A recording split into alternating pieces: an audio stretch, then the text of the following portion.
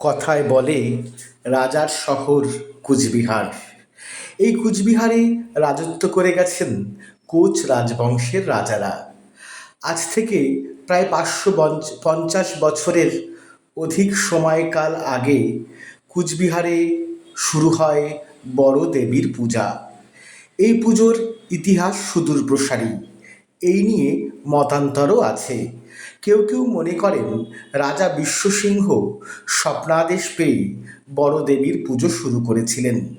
তিনি দেখেছিলেন দেবীকে একটি নতুন রূপে। দেবীর মুখ আরক্তিম, দেবীর সঙ্গে অসুর, বাঘ এবং সিংহ।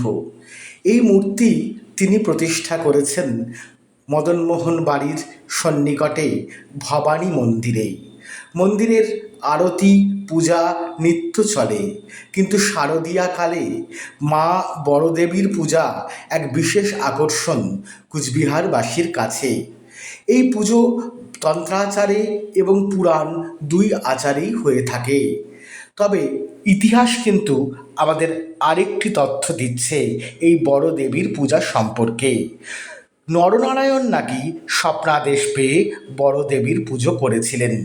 ইতিহাসের ভুল ভুলাইয়াতে হারিয়ে না গিয়ে আসুন আমরা জেনে নেই এই বড় দেবী আসলে কে। এই বড় দেবীর যে মূর্তি আমরা দেখতে পাই তিনি আসলে রাজরাজেশ্বরী দুর্গা। বলা যায় রাজগৃহে পূজিতা দুর্গা। এনার নাম কনক দুর্গা। এমন দুর্গামূর্তি কুচবিহার ছাড়াও অন্যান্য ক্ষেত্রে দেখা যায়। দেবী চিত্তেশ্বরী বা জলপাইগুড়ির রায়কত রাজবাড়ির দুর্গাও এই কনক দুর্গার উদাহরণ। বড় দেবীর পুজো শুরু হয় রাধা অষ্টমী তিথি থেকে। ময়না কাঠকে পুজো করে পুজো শুরু করতে হয়, এটি প্রাচীন নিয়ম। এই দেবীর পুজোর আচার আর সব দুর্গাপূজার মতো হলেও কিছু কিছু পরিবর্তন লক্ষ্য করা যায়। কুচবিহারের বড় দেবী শোণিত প্রিয়া। আগে নাকি নরবলি হতো। দেবী তুষ্ট হতেন নরবলিতে। এখন নরবলি হয় না, তবে নবমীর দিন মহিষ বলির প্রথা আজও প্রচলিত। পরবর্তীকালে শোনা গেছে যে এই প্রথার সঙ্গে মাগুর মাছ বা মুদগর মাছের বলির কথাও রয়েছে।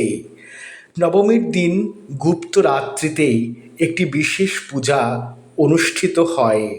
শোনা গেছে রাজপুরোহিত পরিবারের বা যে পরিবার আগে বড়দেবীর কাছে বলি দিয়েছে এমন পরিবারের থেকে কোনো পুরুষ এসে বুকের রক্ত বড় দেবীকে দিয়ে যান। এই বড় দেবীর আরেকটি বৈশিষ্ট্য হল দেবী সপরিবারে এখানে পূজিত নন। তার সঙ্গে পূজা পান কার্তিক, গণেশ, লক্ষ্মী, সরস্বতীর বদলে দেবীর দুই সখী জয়া এবং বিজয়া। জয়া বিজয়ার সঙ্গে দেবী পূজিত হন 4 দিন ধরে।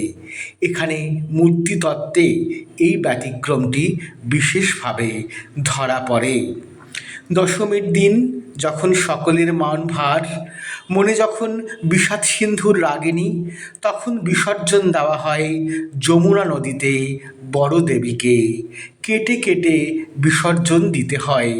দেবীর মূর্তির আকৃতি এতই বিশাল। আমরা এখন অনেক রকম থিমের দুর্গাপুজো দেখি, তার পাশে রয়েছে বাড়ির দুর্গাপূজা, কিন্তু বড় দেবীর ঐতিহ্যমণ্ডিত পূজা আমাদের কুচবিহারবাসীর কাছে একটি গর্বের সম্পদ। পারলে একবার দুর্গাপূজার শারদোৎসবের দিনগুলিতে ঘুরে আসবেন কুচবিহারের দেবী বাড়ি থেকে। আজ এই পর্যন্তই। নমস্কার, ধন্যবাদ।